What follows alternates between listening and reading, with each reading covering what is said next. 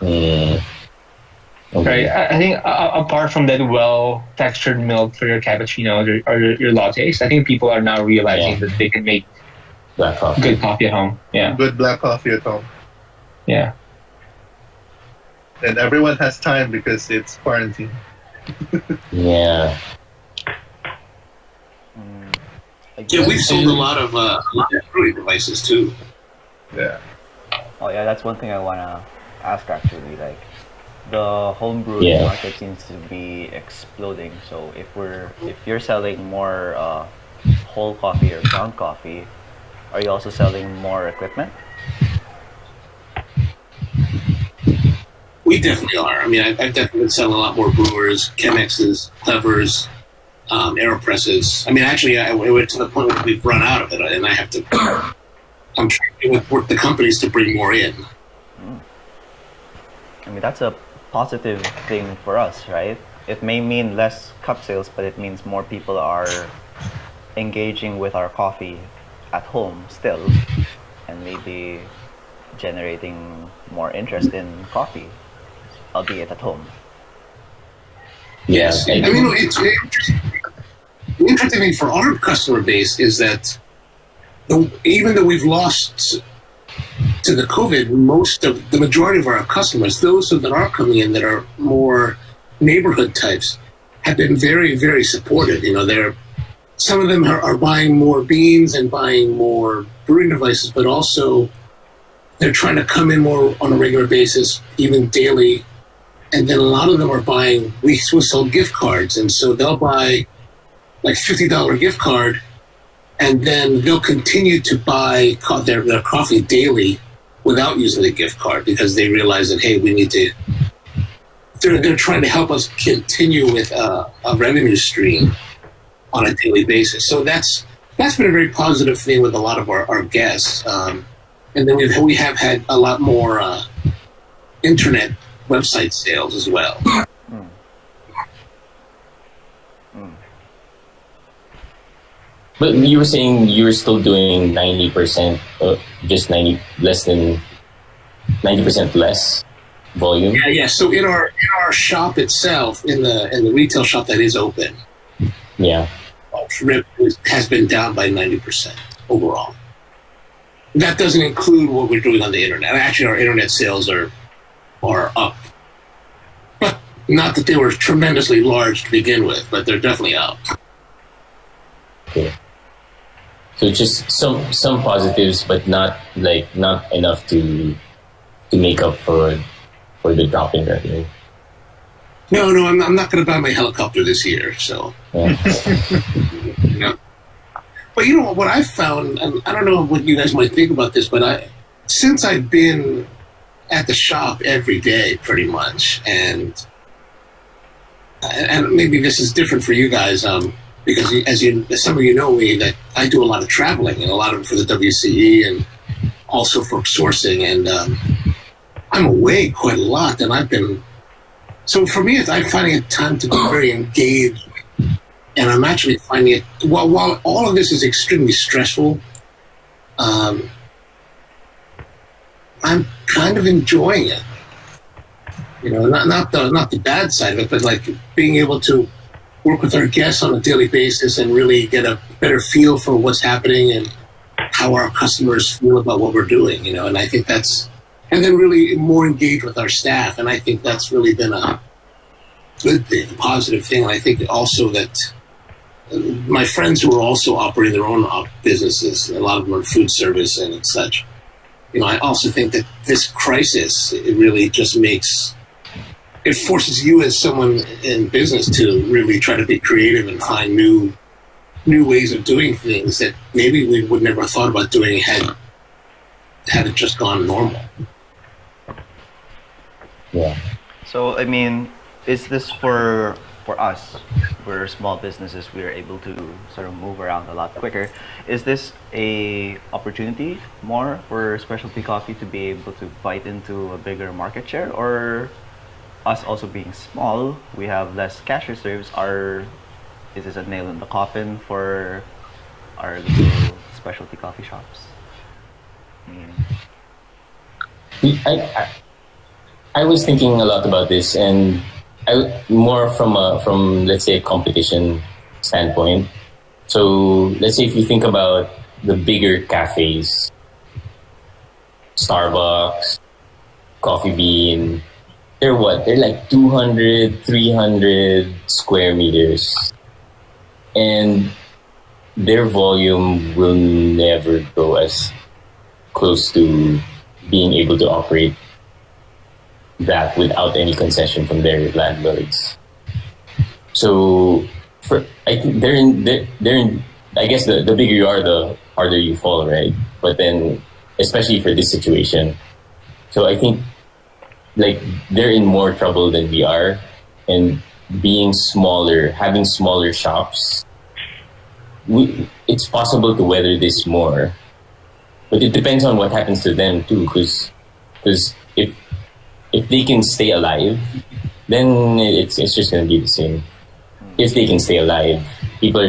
If something happens to them, to the big companies, that's when we'll feel something. Like people will still want coffee. So it's just where are they gonna get it? Like, is it gonna be with the big chain, or if the big chain is gone, then that's when we'll feel a big shift to they might even shift, like they might reduce their footprint and try to operate smaller stores, maybe, and then to stay alive that way. But then I think for lower volume, smaller stores is the way to go. And if you have a 50 square meter, 40 square meter shop, we have a 10 square meter kiosk, and like we have nothing right now above 56 square meters. So we feel like if we get some rental concession,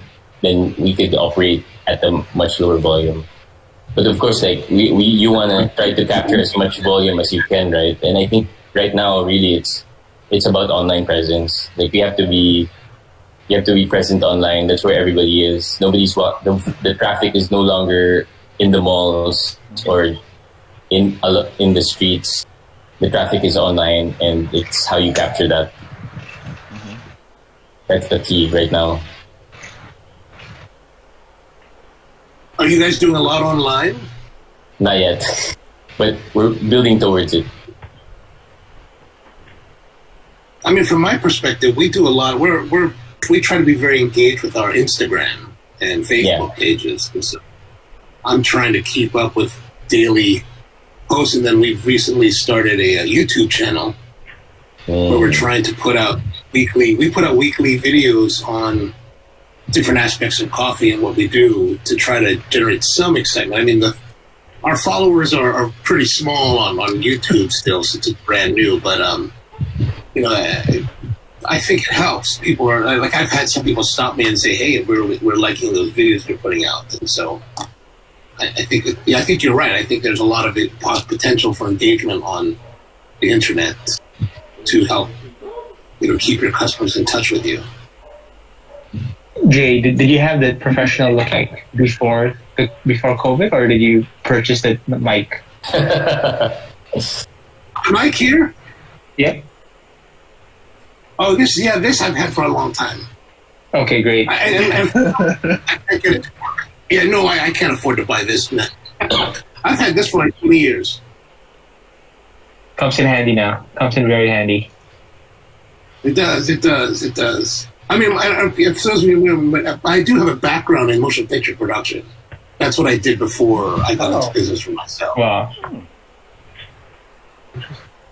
I do. Oh, go ahead, Tidow. Mm-hmm. I don't know. Finish your thing first. I was going to say Andre would have a lot of insight into this because he's the noisiest of all of us online, doing all sorts of things. I'll just finish my thing first, then Andre can talk. But so I do agree with Raph when it comes to even if you take out the specialty versus commercial connotation, just the fact that right now it's operating costs that we have to be sensitive to. I think businesses with very reasonable operating costs will be the one to come out on top. Businesses that used to require volume in terms of foot traffic might have a hard time staying. That's why we're seeing um, a lot of problems staying in the malls. The malls themselves are already trying to give you heavy discounts on rent, but it's going to be difficult because I don't see where post COVID the malls themselves have the same amount of volume for traffic. And that's going to be difficult with the type of rent and costs that you have in the mall. So yeah, for me, it's operating costs. When you have a space that has relatively low operating costs, it's easier to survive. Yeah. And as well as the online market, that's the thing that for us in stream, that's the thing that we refuse to give up on. We shut down all our operations except for the marketing. That's another thing that I had my guys working on. I told them, guys, you're not making coffee anyway. You might as well work for your salary. Keep on posting online. So my thinking is as long as we stay relevant, even if we're not selling, as long as we stay relevant and continue to create online content, when we do open, people will still remember us and hopefully they'll kind of reward us for the fact that they do remember us when we open. So that's my thing. No, I agree with staying relevant. I think with people staying at home, and then when people start coming out again, you just want them to remember that we still exist somehow. I think for me, with Daniel's question, we've always assumed the worst, and we just hope that we're wrong. And one of the assumptions that we made in March is coffee is just coffee. As much as we think that some of us have more superior coffee than others, so we've started to assume that coffee is just coffee. That's number one. And number two, we also made a decision that choice is now limited. That people do not now have a luxury of choice. So for about a month, we were just selling one bag of coffee and one blend for 1 kilo.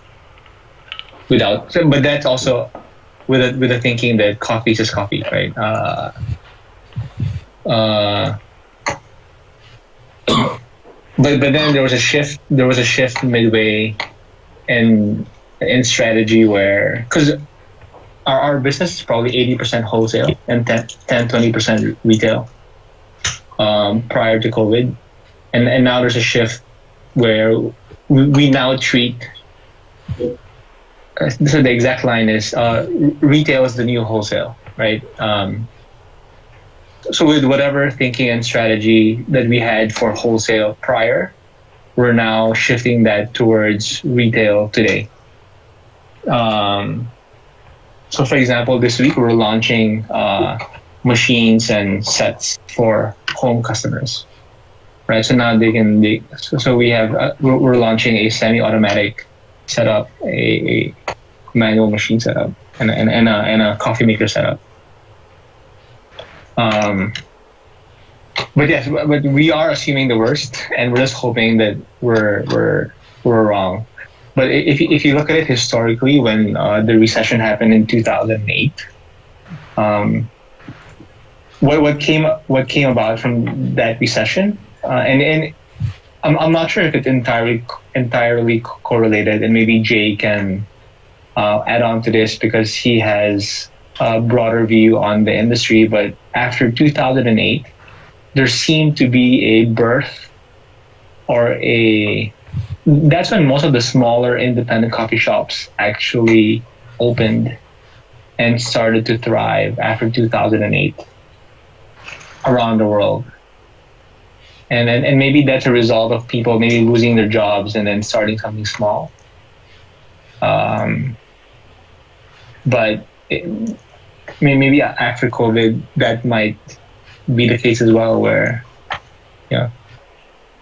like people might find their entrepreneurial spirit and start small shops, and that gave birth to the hipster hole in the wall third wave specialty coffee shop, I think. I think that's a good point. No, go ahead. Yeah. Go ahead. I lost my what I was going to say. Oh. No, I think Andre, that's a good point that you're talking about is because we opened our second location in 2010, which is our main location today, the one that's operating still, and that was right in the middle of the crisis, and which meant that back then I had to be very creative about finding money, and the only money that was available was quite expensive. But anyway, beyond that, what helped carry us through, I think, was when we opened in 2010, business was really good right away, and it continued for the next few years, and then as it did soften. By the time we got to 2015, it had softened a bit, and I think that a lot of that had to do with, since we were in the middle of the crisis, the worldwide recession, a lot of Americans were staying home, staying close. They really couldn't afford to go do crazy vacations and travel around, so they pulled back and they stayed at home, and I think that helped fuel our business, because where our shop is located is very residential, and so since people are home, they're coming out and they're spending their money locally, and perhaps that'll happen this time because people are afraid to travel, especially. But again, if they're afraid to go out, I'm not sure how that's gonna change that factor. But I think there's the potential that we could see for coffee shops and restaurants and local businesses, we could start to see a resurgence of business once it's all passed. So to kind of riff off of what Andre said about coffee just being coffee, we're specialty. Granted, we're more expensive still. Is our value proposition to customers that we're selling higher quality, better coffee still relevant in an environment that's not, doesn't really care anymore as to luxury products, which we might be able to call our product? I think I've jumped into a separate call for a while, but just to answer the question before I leave for a moment, I think we still need to. I don't think we need to shift our value system, but I think, and that can still remain. I think what people are communicating now is very different, right? So, number one is safety. Like, if you come to our coffee shop, we need to make sure that the staff are safe and that you are safe as a customer, right? So I think now safety takes more importance compared to how meticulously roasted the coffee was.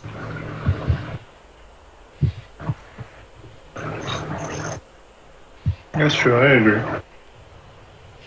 Well, I don't know if does that mean, from what I've experienced, yes, I think people want to see more safety procedures being placed by our team, but I haven't really taken the initiative to necessarily change what we do and how we do. We're still maintaining the same standards that we've always had, because I think a lot of our guests who are regulars, they know what we do, and they've come to expect a certain level of whatever they expect. And it's I still think it's up to us to continue to deliver that, whether they get to stay in the house or if they have to take it away. So we haven't really changed fundamentally what we do. We're still trying to reach out to our guests when they come in, treat them well, give them great hospitality, give them a great experience when they're in our shop. And here in the United States, a lot of the businesses have gone to carry out windows. So some of the shops have converted their doorways into half doorways. But we've actually continued to leave our space open because I want to give our guests still that kind of feeling that even though there is a big difference in the world, we still, if you want to come inside and order, you still can, so you can have some semblance of normalcy. But I don't think we should change necessarily what we do as specialty operators just because we're only to go or limited operation. Yeah. Because we should still be charging the same amount. Yeah. Or more. More. Or more. More. More. Definitely more. But then that ties Yeah. into the question is, we're better and therefore we're more expensive. But with money so tight for us, what more for the customer, where buying power is not as strong as it used to be? So I'm not sure about the market in Manila since I'm in Cebu, but from what we see, those that do appreciate specialty coffee or at least higher quality coffee in Cebu aren't really those that have problem with buying power. At least not yet. Although, of course, there's a segment in the market that are middle class. It has not yet, I think it has not yet affected them as much over the past 2 months of ECQ. There hasn't been that line where, oh, I don't have money anymore, I'm going to stop spending on coffee, I'm gonna start drinking 3-in-1. Actually, what I've noticed, because a lot of my friends and customers have contacted us, is, oh, I'm getting sick of 3-in-1. Can you recommend me? Can you sell me coffee? Can you recommend me equipment? So over the past 2 months of ECQ, I've actually noticed a lot more people getting into home brewing because they wanted better coffee, because they got sick of instant coffee. And it's kind of weird, actually. So yeah, that's what's happening right now in Cebu. Yeah, people still want something delicious. Like you'll see it in the every neighborhood now has a Viber group or a Facebook group selling food from your own kitchen, right? That's this trend in Manila now, Jay, where people that cook at home are now trying to sell the stuff that they do well. So like people doing like weird purple yam pandesals and all sorts of stuff. Or that kani bake. Pardon? There's something called kani bake. The sushi, baked sushi. Yeah. Does anyone have that?